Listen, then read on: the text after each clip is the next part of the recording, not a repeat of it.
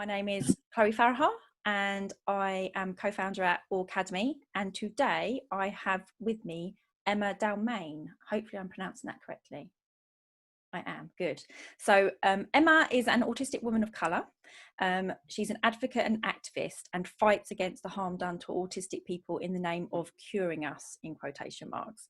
Emma is also the author of 2 great books explaining autistic experience in an accessible way for children, as drawn, isn't it? Your son illustrates them. The 2 books are Susie Spins and It's an Autism Thing, I'll Help You Understand.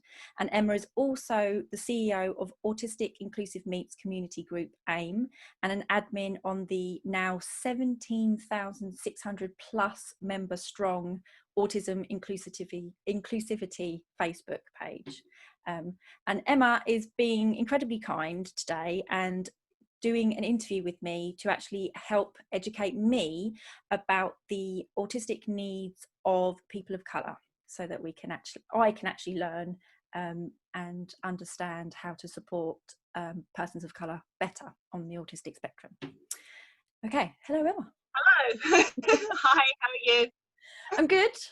It's always weird because Emma and I do actually chat occasionally, so it's talking like we've never spoken before.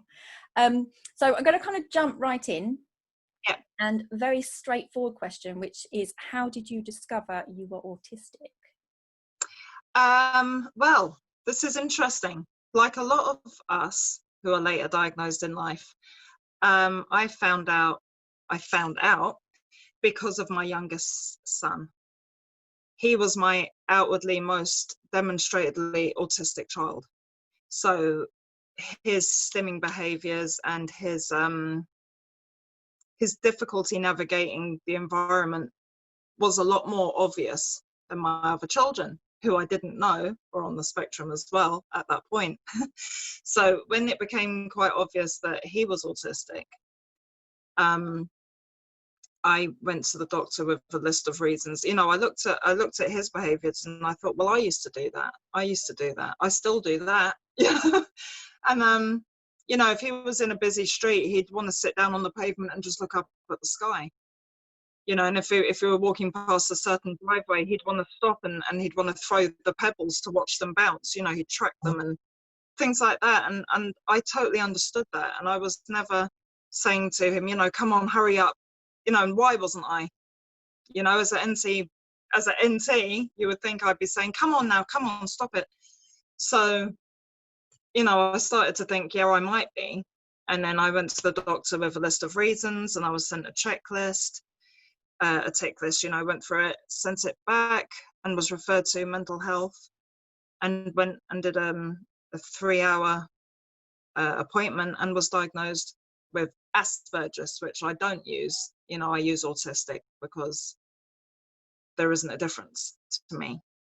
When was that? So when were you diagnosed? 37. I was 37, so 38, 39, 40, 41, 42, 43, 6 years ago now. And you're like many an autistic woman who looks much younger than their actual age. You know, I have a theory about that. Autistic people, we don't show a lot of facial expression. We're quite, you know, it can be hard to read whether we're really happy or really, so we don't frown and we don't, you know. So I don't think we develop as many lines as people with more animated expressions do. Yeah, Louis always looks at my face and he goes, where are your wrinkles? Because I'm 36 now. I don't know necessarily that I'm supposed to have wrinkles. I don't know. But yeah, he's always like, where's the wrinkles? I mean, I have heard other theories as well about differences in collagen, which might make sense in relation to the higher prevalence of EDS, so Ehlers-Danlos in the community. Yeah. Which I find quite interesting. They're all very interesting. But yeah, they are. Resting auti face is a very particular thing. Nice. It is, and then it gets confused with resting swear word face, and it's like, no, you can tell the difference between a resting auti face where we're thinking lots, but it's just not showing. So you were diagnosed at 37. Yeah. So yeah, at that point in time, Asperger's was still being diagnosed. It was, yeah, it was still. Actually, technically, what he said was that with Asperger's and autism, as you know, with a diagnosis of what they would have called Asperger's, was with Asperger's there's no speech delay, and autism there is. So he said everything else he would have diagnosed me as autistic, apart from the fact that I remember speaking at about 3. I couldn't ask my parents because I don't have contact with them. So I had to go off of everything that I knew about myself and things that I used to do. You know, self-injurious behaviors, meltdowns, smearing. You know, I did all of that. I can remember doing all of that. And so that was how I got diagnosed. I was going to say, how was that process for you then? I mean, that's we don't have to go into anything, but it was pretty quick. I'd say it took about 6 months, absolute max. You know, but remember, as again, we're going back 6 years. The wait now is a lot worse. The rate Sorry, the rate now. The wait, yeah, the wait, and I think, well, no, I know. You know, when anti-vaxxers and other people will be, you know, there's an epidemic, it's a Holocaust, why the rate's rising so fast, you know, it's because adults are now getting diagnosed as well, and because there's better awareness and education, and that's why, you know, the weird kid, the loner, the eccentric is now being picked up as an autistic. So. And I definitely think there's a lot more of us, and that the bell curve, the shape of the autistic community, means that we're missing a lot that haven't been picked up. Definitely. The amount of times I've spoken to someone and thought, I'm sure you're on the spectrum and you don't know. Yeah. And it's sad because they'd find a whole community that they don't know about, but they just go through life feeling lost, not quite fitting in, feeling like they've walked onto the stage halfway through the play without the script. Would you say, and that's how you felt, would you say, until God, yeah. Oh yeah. Yeah, definitely. Very much so.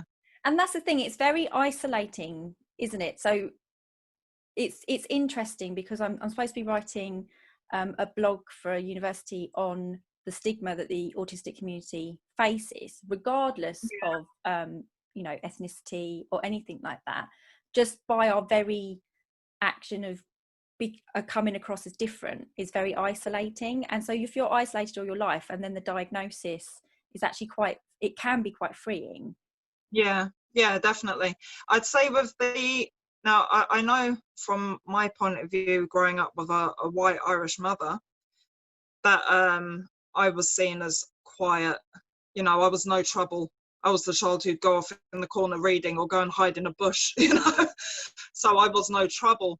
Whereas if I'd grown up with a black family, I probably would have been as standoffish, rude, ignorant, you know, stubborn. So that's why there's such a stigma in the black community and a lack of diagnosis, because parents a lot of them don't want to believe that their children are autistic, for a start. Their churches and their community, there's such a stigma that they won't want a diagnosis, they won't want a label, which I see as a recognition. You know, a lot of people think that it's a gateway to gaining services. It's not. You know, it's not.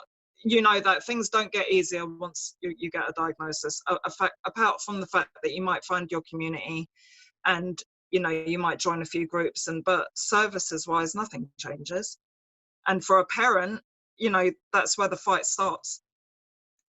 And yeah, and I think that is an interesting difference, isn't it? That yeah, parents perhaps with smaller children, younger children, it might be about services. For people like ourselves, it's more about understanding ourselves, I think, and definitely being kinder to ourselves and being like, okay, because it was interesting what you just said, that with your white Irish mother, you say that you were just seen as not a troublemaker. Yeah, perhaps, just a daydream. Yeah, but perhaps if you'd been in a black family or black community, you would have been seen as rude and standoffish. Yeah, things like that. They're the phrases that I have had all my life, which is cold, unapproachable, standoffish, and things like that. And it's quite hurtful because that's not how I feel on the inside. Yeah. So that's quite interesting My that. newest label at the moment is militant. Apparently I'm militant. I don't think that's a bad label.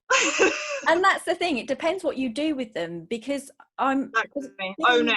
yeah, because being a social psychologist, I think a lot of people assume that I would hate labels, because everything I've done is about mental health stigma and how to Yeah. combat it.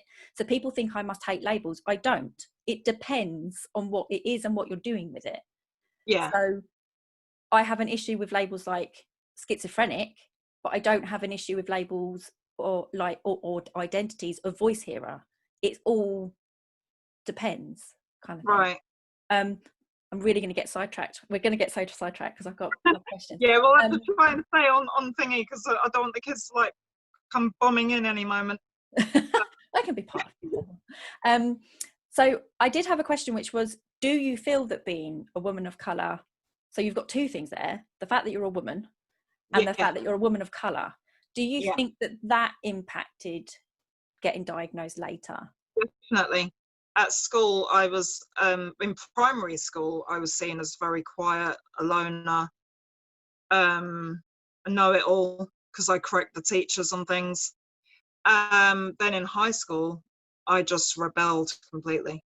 You know, I was thrown out of school at age 13.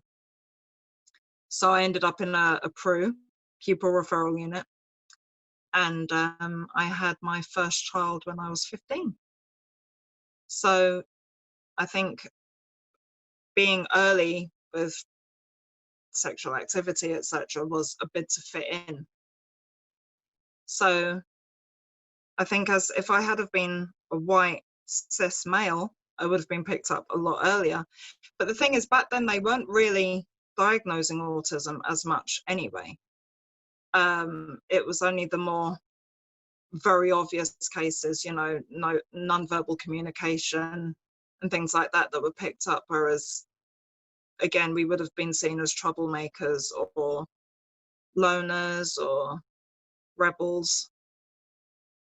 And I think, is it even possible to pick apart the aspects relating to being a woman and being a woman of colour?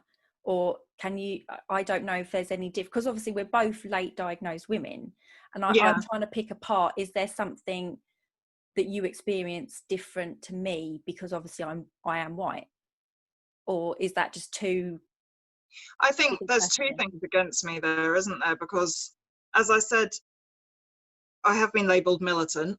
I'm talking from myself now. I can't speak for any other Black autistic woman or woman of colour, but I know that I've always been seen, not always, but I know I've been seen as aggressive and things like that. And I think that would put people off. Don't know how I'm trying to say this. It would put them off looking further anyway. So that makes sense. So I'm seen as different in a lot of circles. If I'm in black circles because I'm mixed, I'm half white. If I'm in a circle of white people, I'm seen as different because I'm half black.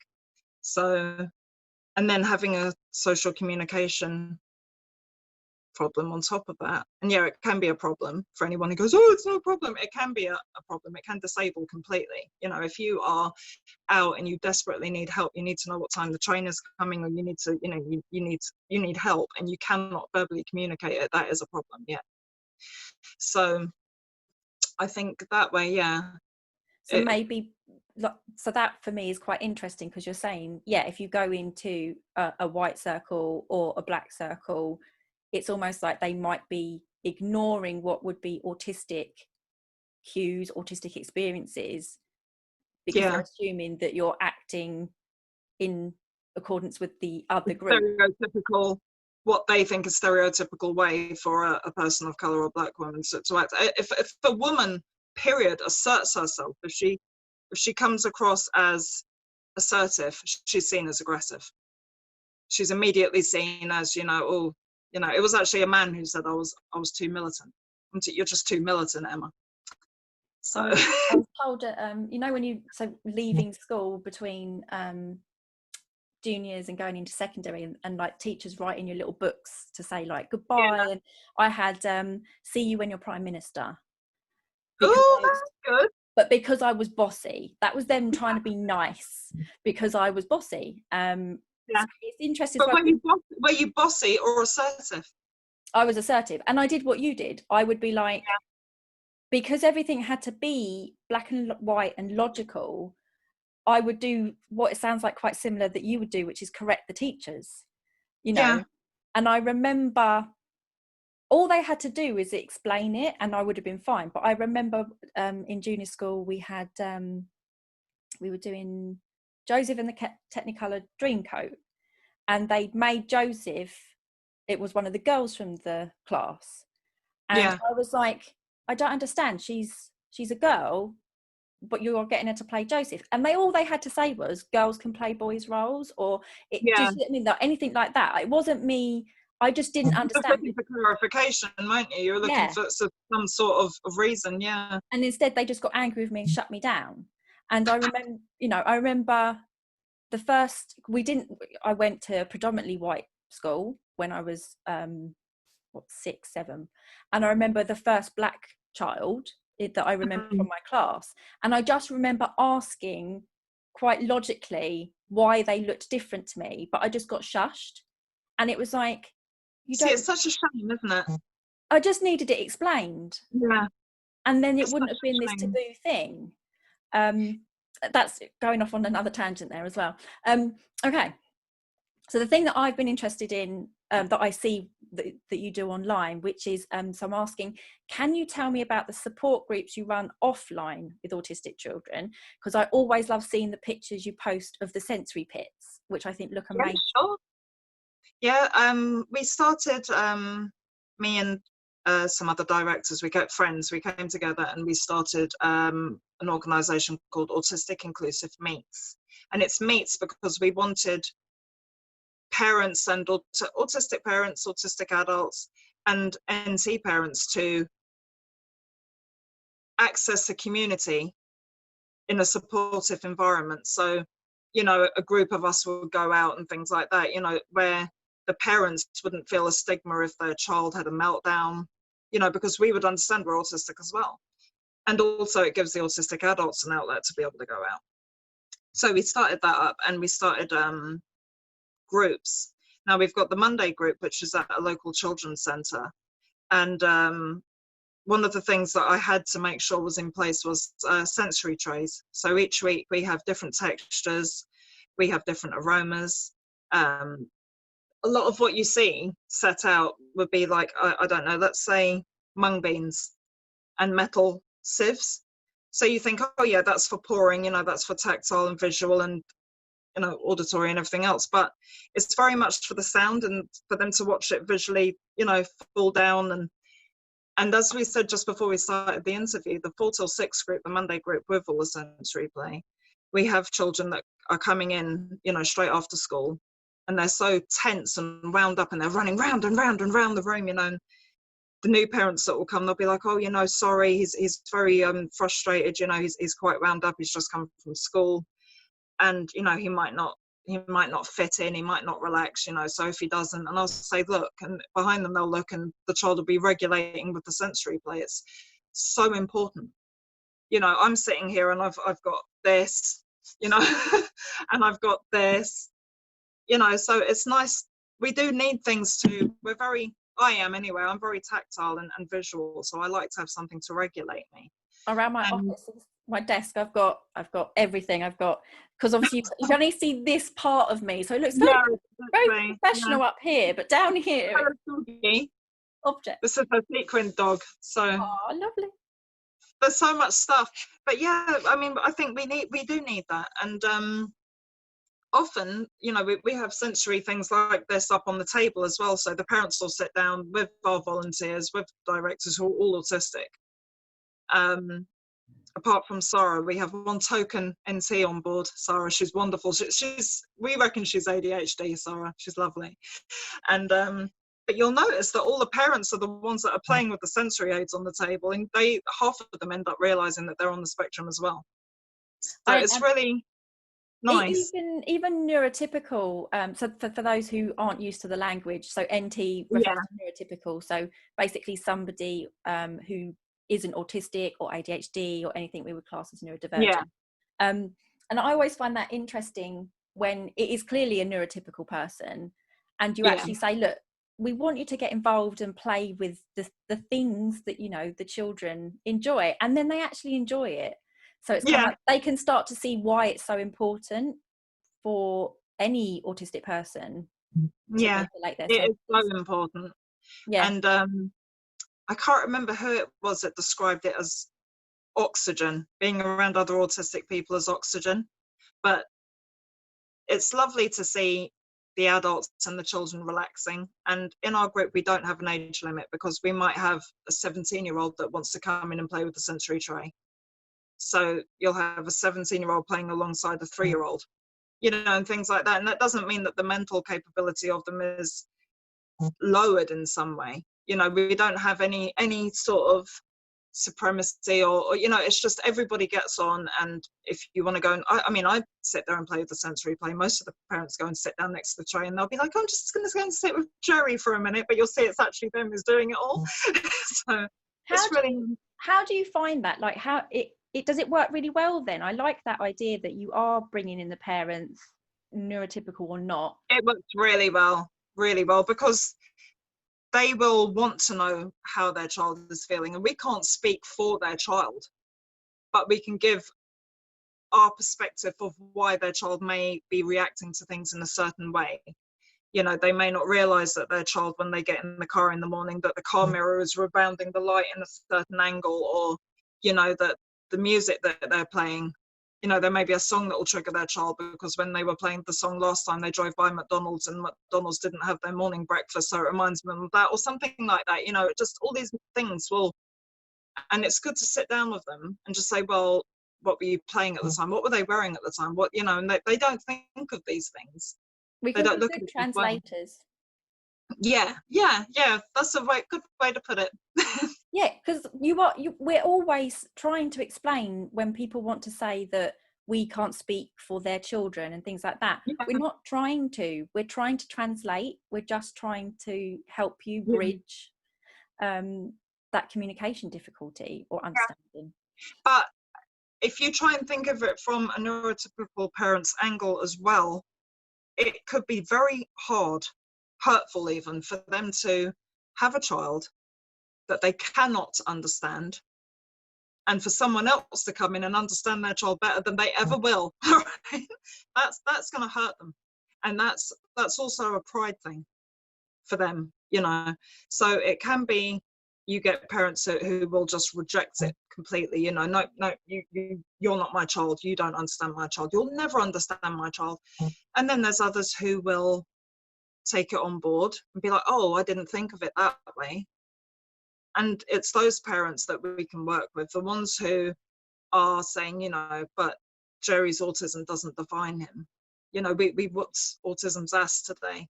You know, we're not going to let autism ruin our day. You can't work with those parents. You can try, but they see autism as an external factor that's invading their family's life and ruining it, instead of seeing that their child is wholly autistic and working with them to encourage and enable them. And here's me ranting away. Yeah, go on. Sorry, next question. No, it's fine. Because my next question was, what led you into activism, and what kinds of activism and campaigning have you been involved in? So you're allowed to rant away. When my youngest was under assessment, I did what a lot of parents do, which is go on Google and go on Facebook. And the first group I came across was a group called, I call Hell Group. It's called Autism Support and Discussion Group, Autism Parent Support and Discussion Group. And it's something like 75,000 now, if not more. And you go in and it's shocking. Now, maybe if I had have been a neurotypical parent who was thinking, oh, this is terrible, my child's never going to marry and they're going to have a terrible life and they've got a disability. You know, if I was like that, I would have slotted right in, because it was, you know, he had a meltdown today and ruined our outing. You know, we went to a theme park and I'm sitting there thinking, well, it was probably too bloody noisy and crowded and too many colours and lights and crowds and, you know, everything's unpredictable and And parents are like, oh, babe, I'm so sorry. And I was thinking, what the? I won't swear. What is going on here? So I couldn't fit in there.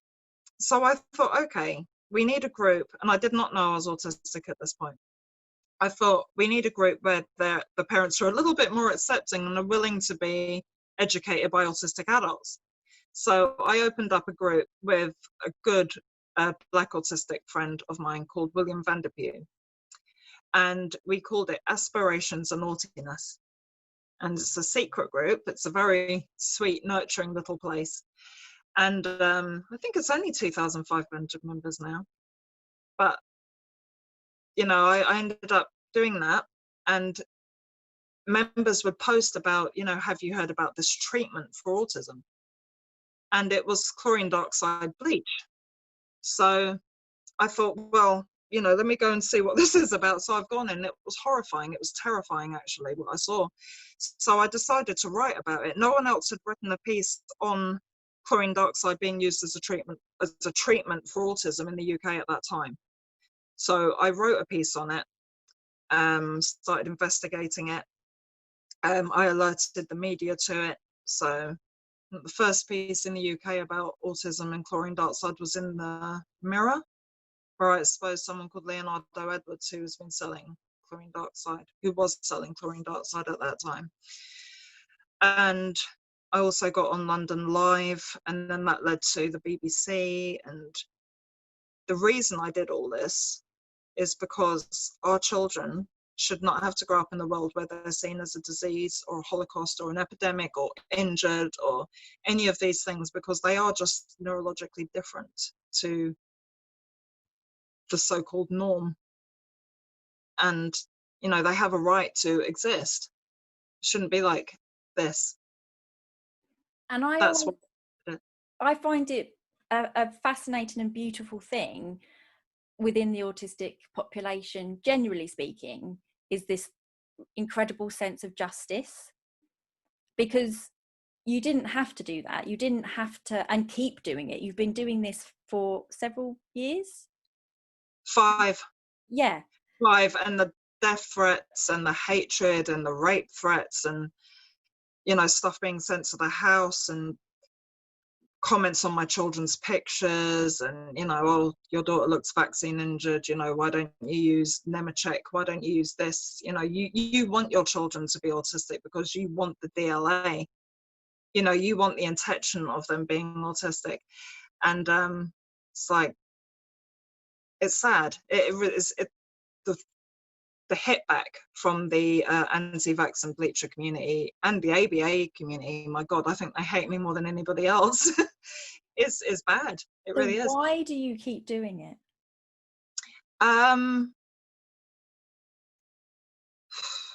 It's not only me, all right? There's Amanda, there's Amanda Siegler of Fierce Saucy, there's Melissa Eaton, both dear friends of mine. There's other activists out there that don't want to be named. So it's not only me. I'm one of the ones who come out publicly and speak about it because I'm not bothered about the backlash anymore. I was at first, you know, it was quite intimidating to have that amount of hatred. You know, you wake up to 10 messages of pure hatred. But if I don't do it publicly in the UK, who will? Because you have to be public. You have to go to the press and say, I've just reported a parent in Hull for giving her two-year-old twins turpentine. That is a true case. And they will quote me in this. So the parent in Hull will look in the paper and go, oh, it was Emma Dalmayne who reported me. You know, the parent in Cheshire who had a 12-year-old epileptic son on chlorine dioxide will look and say, oh, it was Emma Dalmayne. So they all know who has reported them. And that's just a risk I've got to take. Chloe, I'm going to walk with you. We're going to go on a journey because we need to go to a charger, okay? Okay. This is really exciting for us. So we're just going to go over here. It's going to get a little bit dark for a minute. I'm just going to go, whoop, there we go. And then it's going to get very pink and pretty, all right? Okay. So we're just going to put it in here. The reason I ask is because in all different capacities, I don't do anything near the kind of activism that you do in any sense. But there are definitely strong things that I have you know, sense of justice where I'm like, I have to keep going. Like I say, my particular specialization is mental health stigma reduction. That's my main thing. And now it's sort of autistic stigma reduction. And it's hard, but even when there's really horrible days, you're kind of like, no, it needs to be done. It needs to be just. The world needs to be more just than it is. So I just find it amazing that you keep going, because, you know, I have heard you've spoken before about how you get treated, and how people act The towards Daily you. Mail did a good piece on it. The Daily Mail, actually, everybody goes, oh no, the Daily Mail, but the Daily Mail has a new editor who is very pro-vaccine, and is producing some really good pieces at the moment, citing actual scientific studies, which is brilliant for the Daily Mail. But their last piece they did with me was about all the rape threats and everything else I've got. Our organisation protested, who did we protest last? I think it was January the 26th. Is it that far back? I think it was January 26th that we did a Vax 2. We protested the premiere of Vax 2 in London. If you don't know what Vax 2 is, it's a film produced by Polly Tommy, who's a mother of an autistic son. She's used, and Chloe, don't be worried about airing this, because anybody can find this out. It's public knowledge. You know, all you've got to do is go and look on her post and you'll see that she has used HBOT.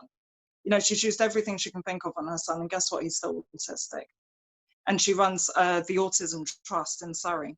And she's very anti-vax. And her and Andrew Wakefield, who is the disgraced doctor who's no longer allowed to practice in the UK due to his falsified report to the Lancet, which was thrown out, which said that the MMR causes autism, which it does not.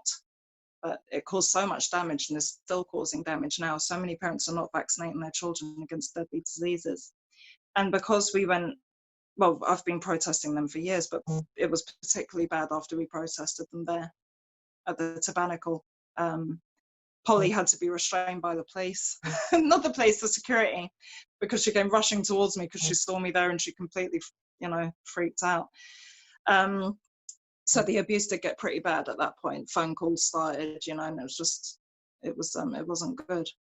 But it always seems that you just keep going, because, like you say, this shouldn't be happening to children. No, it shouldn't. To anyone. It shouldn't. And my 7-year-old daughter has actually turned around to me and said, when I start your job and I take over from you, mummy, what name do I use? You know, she's so clever. She's so clever, and the kids know exactly what I do. I don't hide it from them. They know that there's bad people out there that like little kids in certain ways that they shouldn't. They know that there's parents that kill their children for being autistic, filicide. You know, they know about the cure culture. They know about ABA. You know, if her and my other older son are playing, you know, and he wants her to come upstairs and he goes, come on, you know, you can play with this. She'll say, don't ABA me.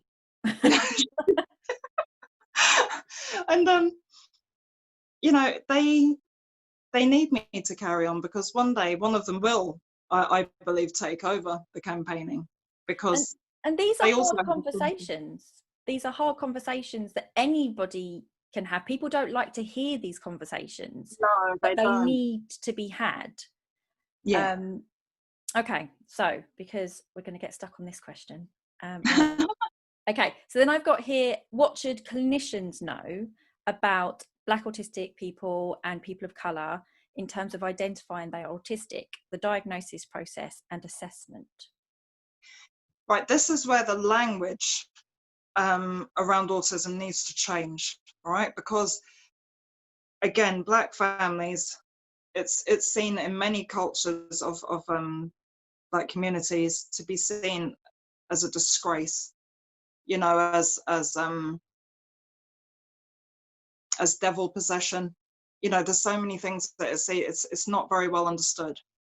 So when you've got a white pediatrician sitting in front of you saying disorder, you know, suffering with, has,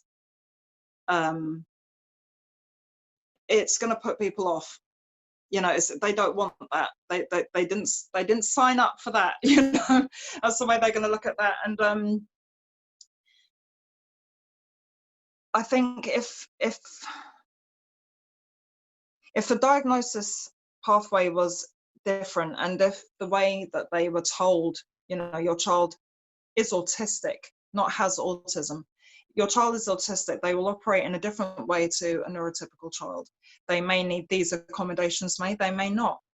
You know, this could be put in place. They may see this in a different way. This may trigger them. If it was explained to them in that way, instead of, I'm so sorry to tell you that your child has autism, and they're going to find it very hard during life because they don't understand how society works. So put them into this program where they'll have punishments, reinforcers, planned ignoring, and discipline to make them fit into society, which I'm mentoring ABA now, applied behavioural analysis. If it wasn't seen like that, that would make such a big difference. Do you think the neurodiversity paradigm, or even if we don't call it that, or the narrative, but the idea that we are just neurologically different, do you think that's something that those communities might be more willing to accept about their children than obviously the medical model? Because the medical model, I totally agree, is deeply problematic. Yeah, no, definitely, I do. There's so many positives to having an autistic child. There are, and they're not told them. You know, they are, what they see, especially if they have a non-verbal communicating child, is, you know, how will this child ever function in society? Well, it's society's job to make it that we, as autistics, whether we verbally communicate or not, can access, can be included. But they don't see it that way.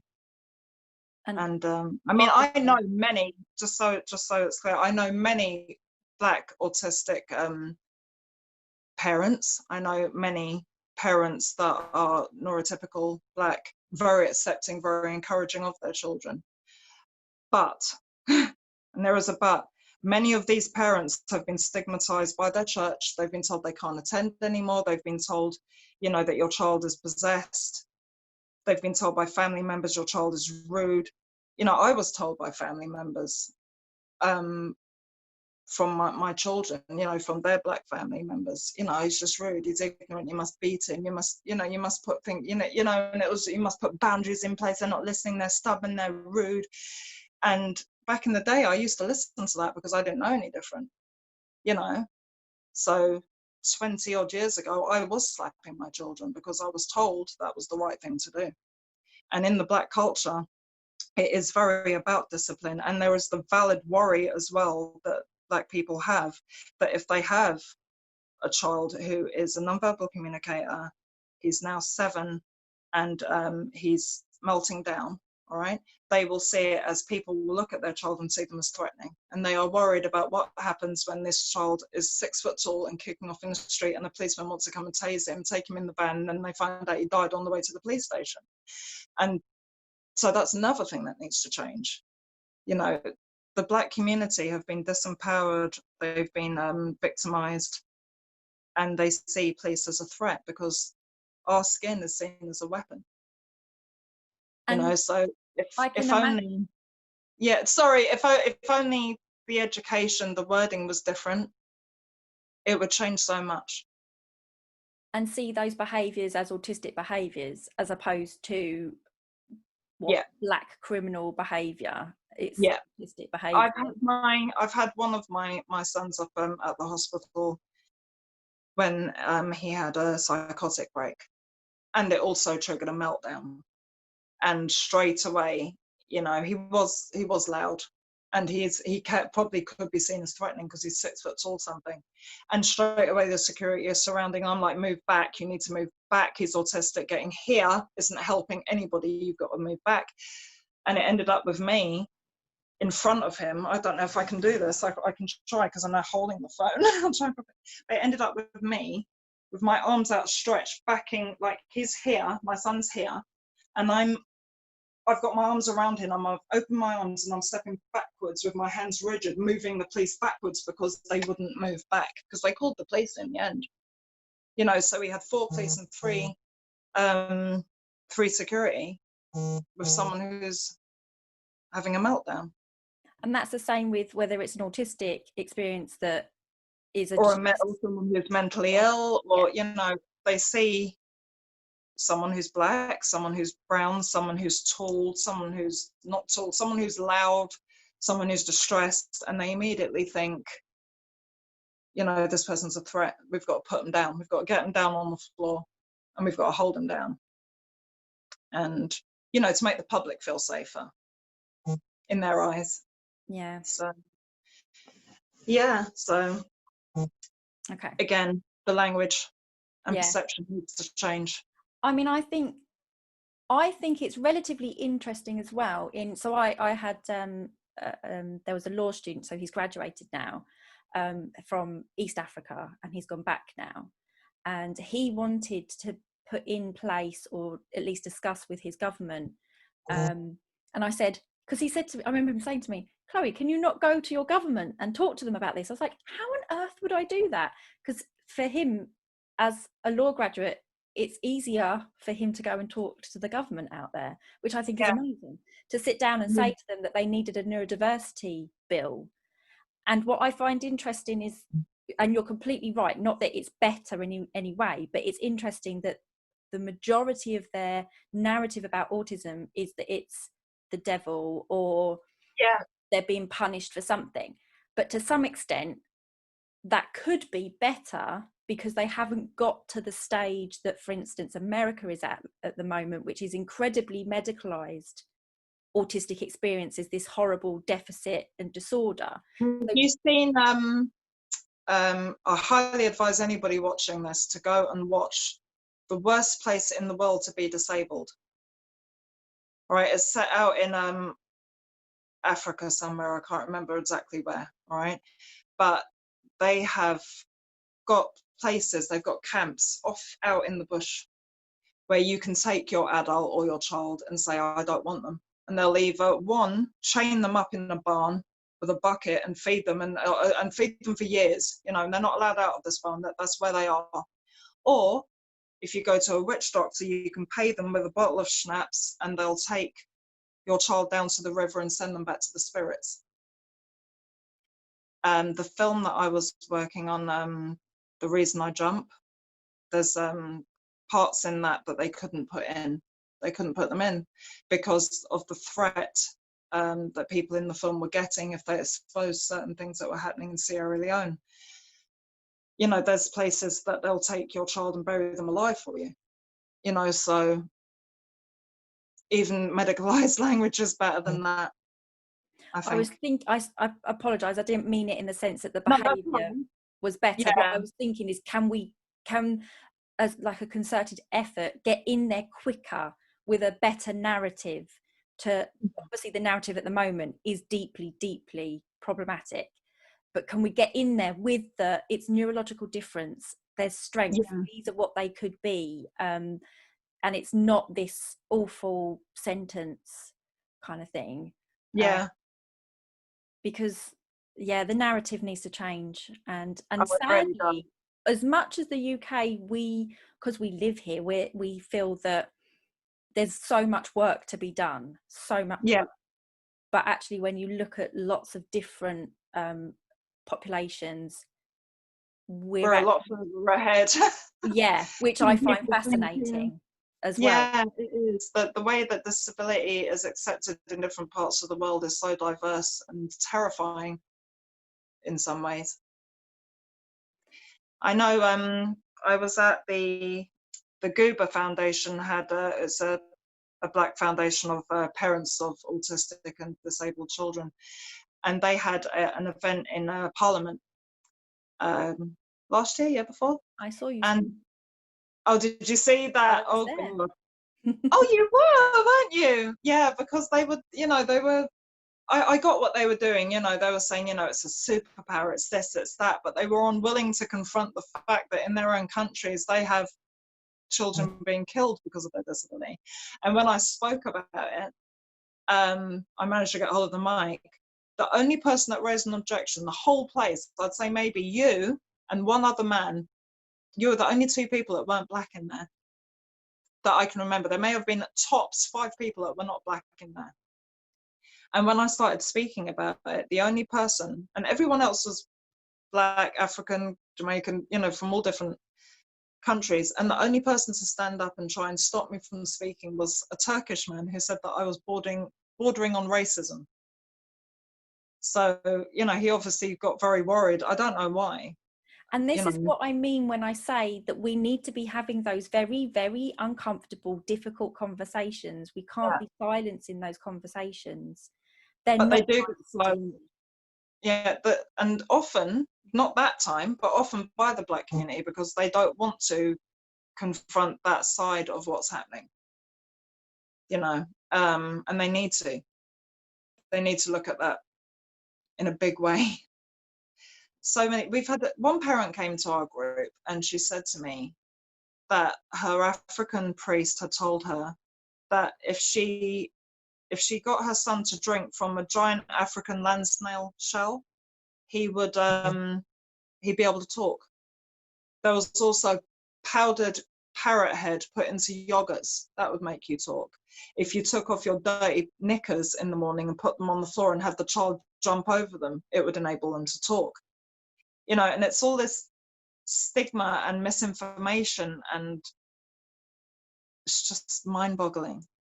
More education, more acceptance, you know, more Black activists speaking out. That's what's needed. And thank you very much for inviting me on today, because it's given me that, you know, people may not like what I'm saying. They may have a problem with it. If they have a problem with it, they're more than welcome to message me and talk to me about it. But that is what's happening.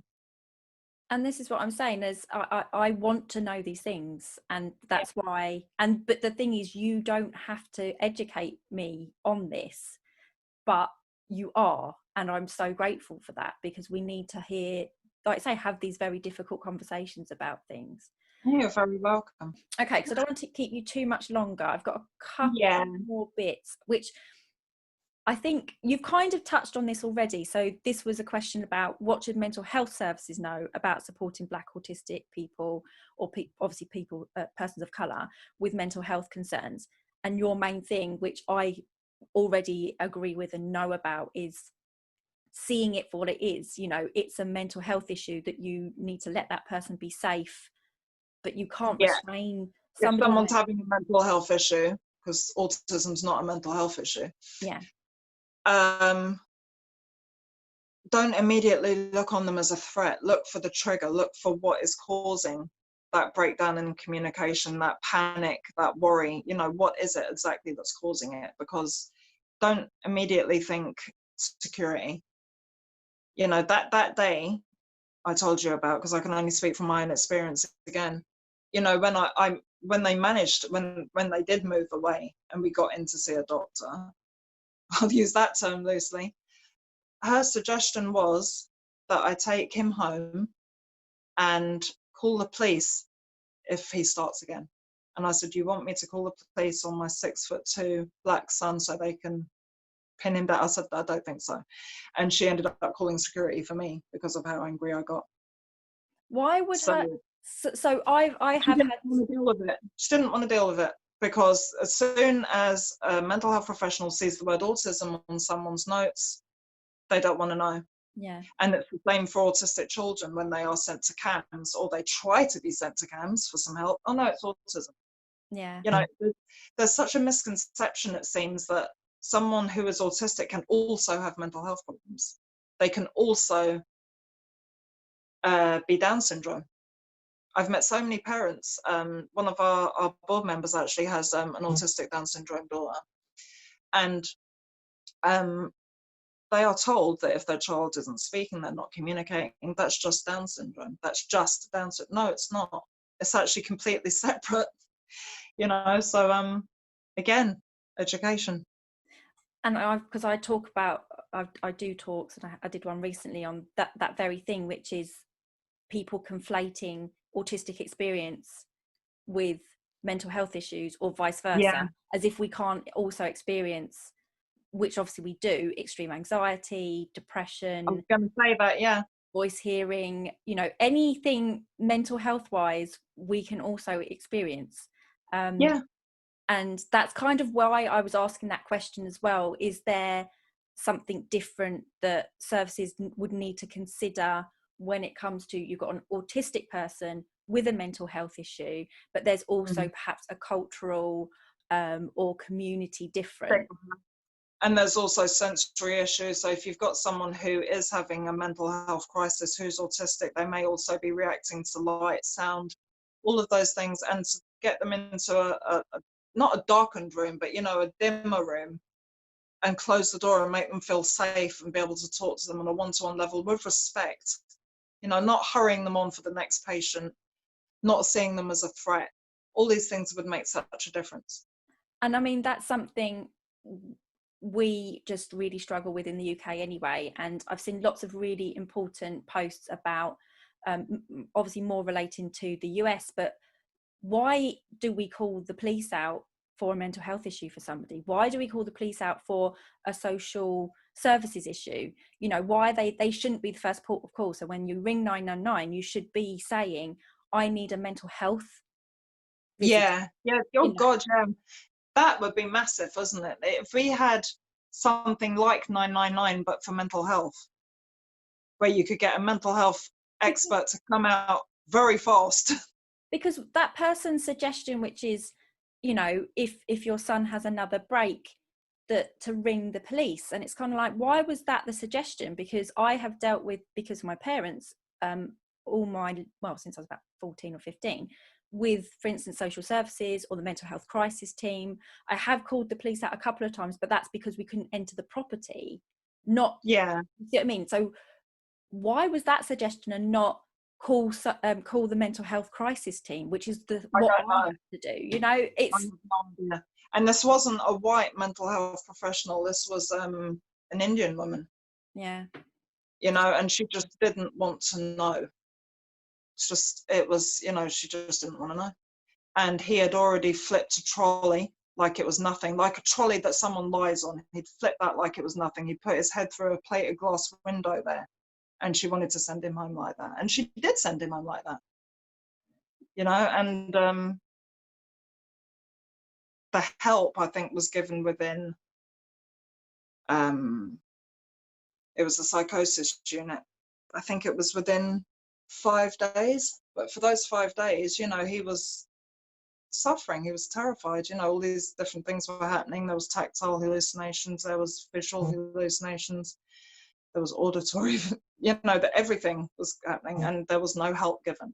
So how did you move through that? What was the outcome for him?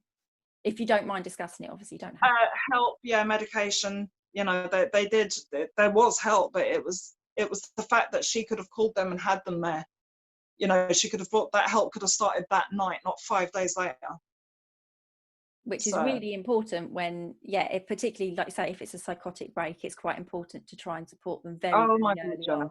Yeah. Someone who has had a psychotic break may not recognize you. They may think that you're working against them, that you're working with people to keep them there, to victimize them, to hurt them, that you're in league with a conspiracy. You know, they may not want to go outside because cars driving past might have someone in them that wants to hurt them. You know, this is what we had.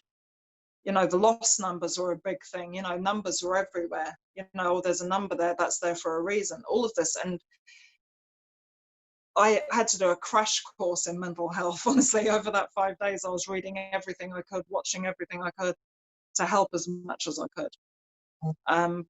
But the thing is, I am a parent, and technically I should not have had to do that, because there are professionals out there who should have been saying, okay, this is what we can put in place. We can help you with this. This is what you should do. This is what you should put out of reach. You know, and I strongly believe that, again, if he had been a white cis male, he would have been treated very differently. She saw him as a threat and as violent, and she wanted him out of her hospital. And that was it. Take him home and call the police. I think that different perspective. I mean, generally speaking, the mental health services in the UK have been decimated. And then on top of that, you've got the ignorance relating to autistic mental health. Yeah. And then a person of colour as well. So it's like, exactly. Okay, so my next to last question is, what can non-persons of colour do to support autistic people of colour? So what can I do? So that's, you've got a general one. You're doing it. You're allowing me to have a voice and to say what I believe needs to be done from my perspective. So if you are a non-Black ally, you know, elevate us, share blogs, share the news, you know, don't be an all lives matter person. We're not saying all lives don't matter. You know, what we're saying is that Black lives mattering shouldn't offend you, you know, because we do matter. My children do matter. So what you can do as allies, as family, as the general public is to listen. Don't speak over us, listen. And yeah, that's it really. Empower us, don't, you know, take it away. That the things I've seen on social media this week are dreadful, you know. I had a list, I put up a post, you know, if they weren't stabbing each other, then maybe on our streets, then maybe we would want to listen to them. You know, these are disempowered, there's no jobs. You know, this is what starts gang culture, a feeling of exclusion, disempowerment, no jobs, not knowing our own culture because it's not taught to us. All of these things trigger a chain reaction. And people saying that, you know, about the riots start usually as peaceful protests, and then the police come in and start spraying rubber bullets and threats and water cannons, whatever else they want to use, tear gas, and that's what starts a riot. You know, Change so never comes from anything peaceful. Change always comes from. But isn't it sad that Black people are having to put themselves in harm's way because someone was murdered? It's constantly any aggression, any assertiveness from a Black person, a Black woman, a Black man, a Black child, a Black person of any gender is seen as aggression, is seen as violence, is seen as something that needs to be shut down. Why? I don't know. I don't know how to answer that question because I find it very confusing myself. Yeah, so do I. So do I. But yeah, you know, especially the best one we hear is go back home. You know, I was born here. Yeah. You know, and I've heard go back home. I've been chased by a white man with a baseball bat through an estate. There was loads of us, you know, my friends were mostly Black, and he was having an argument with his girlfriend, and he turned around and saw us all watching, because you'd watch a 6 foot tall man with no shirt on and a baseball bat screaming up at a tower block. You would, you know. And yeah, he chased us through the estate screaming, "You little Black BASTARDSs." So I'd usually just say this, but I'm being good for Chloe. Yeah. Trying to be good for Chloe. But yeah, you know, the amount of racism that I have experienced is scary. And I'm mixed. I've got the privilege of lighter skin, you know, the so-called privilege of lighter skin. So looking at it from a darker person's perspective, I can't do.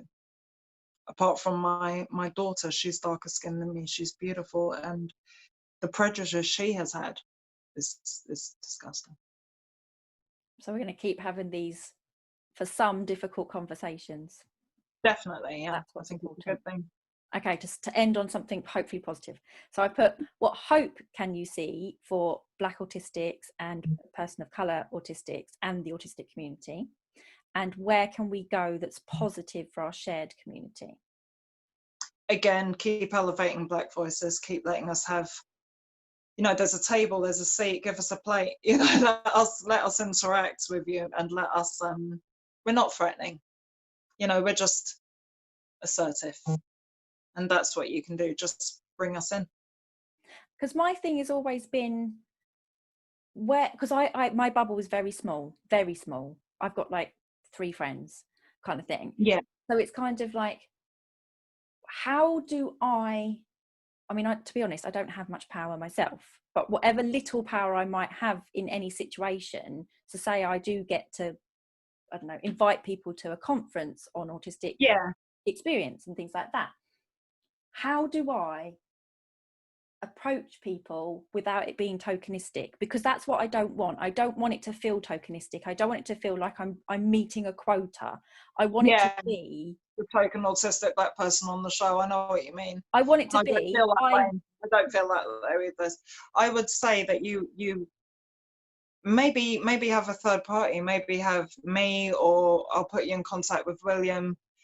There's so many, there's Melissa Simmons, you know, there's so many Black because activists. that's the person I They keep. actually, I watched in her a video that she did recently, and that's the thing, you know, I'm going to look and I'm going to be like, I appreciate that narrative. That's a narrative I can respect, that I'm interested in, that I can learn from, or that other people can learn from. So it's how do I approach that without it feeling tokenistic, and it genuinely being, I want to hear your voice, I want to hear and learn. yeah. Or I'd suggest going through a Black autistic advocate and just saying, look, you know, we want to do this, we want to have this much time allotted to a different culture because we believe that it needs a platform. Can we do this? Yeah. Okay. Yes. So my last thing, is, so do you see hope for the whole autistic community, but also all our little intersections within that autistic community? Do you see hope for us? If we can dispel with supremacy, yeah. You know, I see so much supremacy in the autistic community, you know, without going into it. That's what we need. We need people not to be ashamed, because there's nothing to be ashamed of.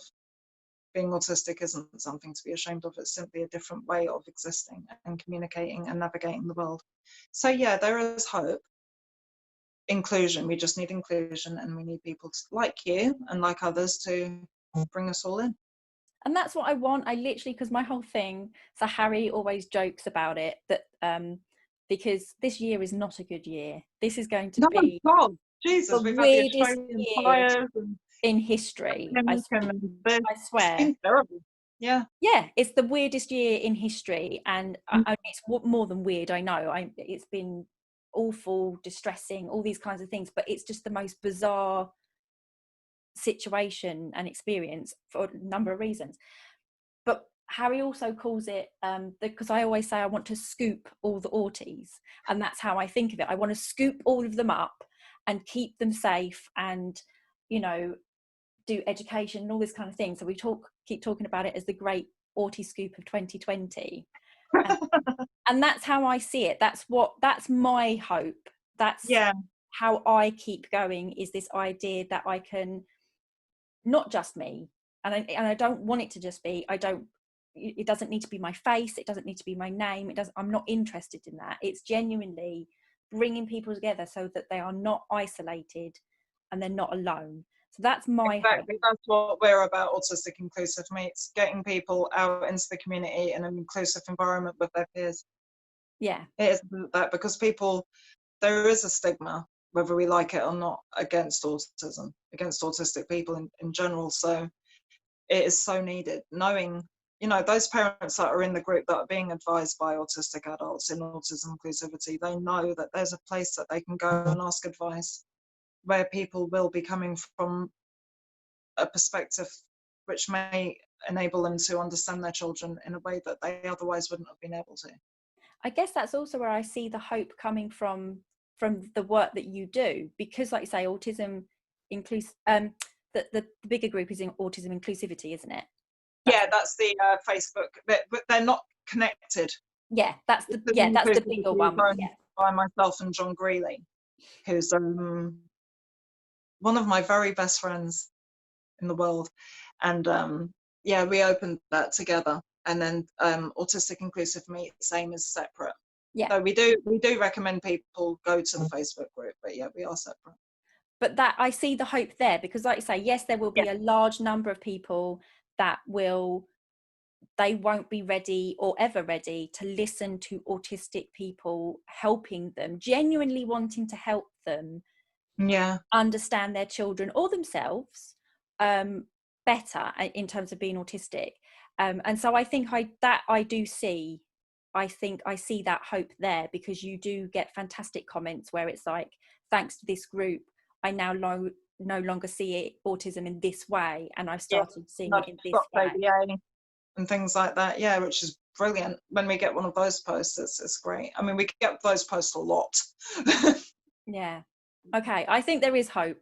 And that's what I'm trying to keep finding, even if it's tiny little bits, because this year is so awful for so many different reasons and for so many different people. And obviously nowhere near as awful for me as it is for other populations, but I keep trying desperately to find little tiny pockets of hope so that we can keep going.